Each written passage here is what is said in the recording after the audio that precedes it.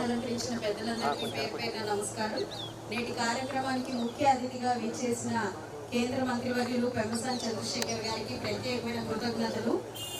ఈరోజు కృష్ణనగర్ రైతు బజార్ శంకుస్థాపన కార్యక్రమానికి విచ్చేసిన ప్రతి ఒక్కరికి కూడా పేరు పేరున నమస్కారాలు. 2 years బ్యాక్ క్యాంపెయినింగ్ లో భాగంగా ఈ ప్రాంతం అంతా తిరుగుతున్నప్పుడు ఈ రైతు బజార్కి కూడా మేము రావడం జరిగింది. అత్యంత దయనీయమైన పరిస్థితుల్లో రైతు బజార్ ఉంది. పట్టాభిపురంలో చాలా చక్కగా నిర్వహించబడే ఈ రైతు బజారు అప్పట్లో ట్రాఫిక్ సమస్యలు కావచ్చు, ఇంకా అభివృద్ధి చెందాలి అన్న ఉద్దేశంతో అక్కడి నుంచి ఈ కృష్ణనగర్ కి ఈ ప్రాంతం కమ్మ జనసేవ సమితి ఆపోజిట్ లో ఉన్న ఈ ప్రాంతంలోకి షిఫ్ట్ చేయబడింది. అయితే అప్పటి నుంచి కూడా ఒక మంచిగా స్ట్రక్చర్డ్ ఫామ్ తీసుకొని రైతులకి ఇబ్బంది లేకుండా ఇక్కడ స్టాల్స్ ఏర్పాటు చేయాలి అని అనుకుని కొన్ని ప్రతిపాదనలు చేసి దాదాపుగా 2 కోట్ల రూపాయల ఎస్టిమేషన్స్ తో ఇక్కడ అభివృద్ధి కార్యక్రమం చేపట్టాలి అని చెప్పి అనుకోవడం జరిగింది. అయితే మనందరం చూసాం గత పాలకుల యొక్క నిర్లక్ష్యానికి గురైన వాటిల్లో ఇది కూడా ఒకటి. ఎంత దారుణంగా నిర్లక్ష్యానికి గురైందంటే, మేము క్యాంపెయినింగ్ వచ్చినప్పుడు కుక్కలు తిరుగుతూ ఎందరో ఆడవాళ్ళు ఇక్కడ స్టాల్స్ పెట్టుకొని రైతులందరూ ఉంటున్నప్పటికీ కూడా కనీస సౌకర్యాలు లేని పరిస్థితి. మంచినీటి సౌకర్యం ఉండేది కాదు, టాయిలెట్స్ ఉండేవి కాదు.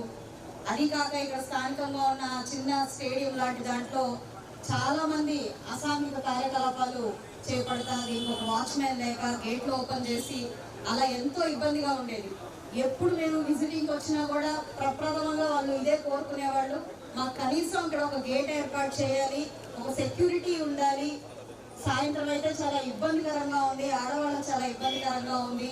మరి వర్షాకాలం అయితే మాకు టెంపరీగా రేపేదో పర్మనెంట్ గా స్టాల్స్ వేస్తారా అన్న నేపథ్యంలో మాకు ఎలాంటి అభివృద్ధి చేయడం లేదు ఈ ప్రాంతంలో. వర్షాకాలం వస్తే పూర్తిగా మా యొక్క కాయగూరలన్నీ కూడా తడిచిపోతూ మేము నీళ్ళలో తడుస్తూనే ఇక్కడ వ్యాపారం చేయాల్సి వస్తుంది అని చెప్పి సమస్యలన్నీ మా దృష్టికి తీసుకురావడం జరిగింది.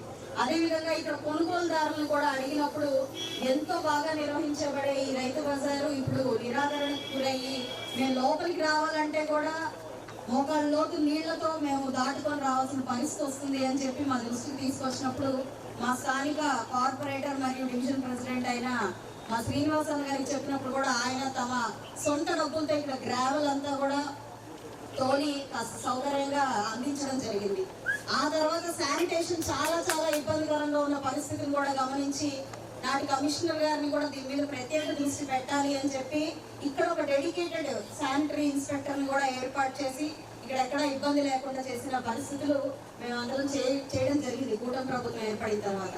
అయితే ఇక్కడ కన్స్ట్రక్షన్ మాత్రం కూటమి ప్రభుత్వం వచ్చినప్పటి నుంచి కూడా అధికారుల దృష్టికి తీసుకెళ్తున్నప్పటికీ మరి దీని క్రెడిట్ మాత్రం మన కుర్ర అప్పారావు గారికే వెళ్తుంది. ఎందుకంటే ఆయన ప్రమాణ స్వీకారం చేసినప్పటి నుంచి కూడా దీని మీద ఎంతో కృషి చేసి యుద్ధ ప్రాతిపదికన ఇందాకే చెప్తున్నారు, ఇంకొక 2-3 రోజులు ఉంటే దీనికి కేటాయించిన ఈ నిధులన్నీ కూడా దుర్వినియోగం అయిపోయాయి, మురిగిపోయాయి అని.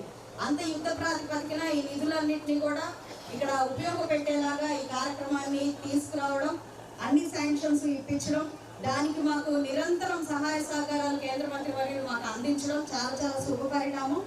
కూటమి ప్రభుత్వం అంటేనే ఒక కోఆర్డినేషన్ తో డెవలప్మెంట్ కోసం ముందుకు వెళ్తూ ఉంది.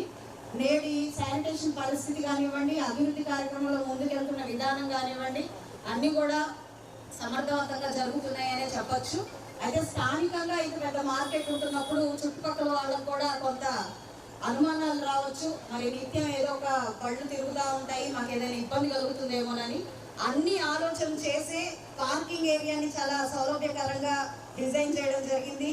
దాదాపుగా 100 స్టాళ్లతో ఇది ఏర్పాటు చేస్తూ 2 బిల్డింగ్స్ 2 స్టేర్ బిల్డింగ్ గా కూడా దీన్ని కన్స్ట్రక్ట్ చేయబోతూ ఇక్కడ ఉన్న మన రైతు బజార్కి కొనుగోలుదారులు అట్ ద సేమ్ టైం వినియోగదారులు అట్ ద సేమ్ టైం మన వెండర్స్ అందరికీ కూడా టాయిలెట్ ఫెసిలిటీ కానివ్వండి, కూరగాయలు పెట్టుకోవడానికి ఈవో కూలెంట్ స్టోర్ రూమ్స్ కానివ్వండి, ఇలాంటి అన్నిటి మీద కూడా చాలా జాగ్రత్త తీసుకోవడం కూడా జరిగింది.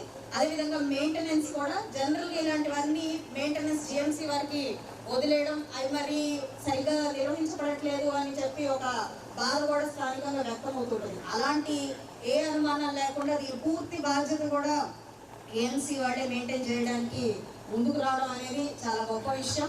కాబట్టి రానున్న రోజుల్లో మరి ఇందాక అప్పారావు గారు అడిగినట్టుగా ఇక్కడ పూల మార్కెట్, పళ్ళ మార్కెట్ కూడా ఇక్కడే ఉంటే బాగుంటుందని అడిగారు.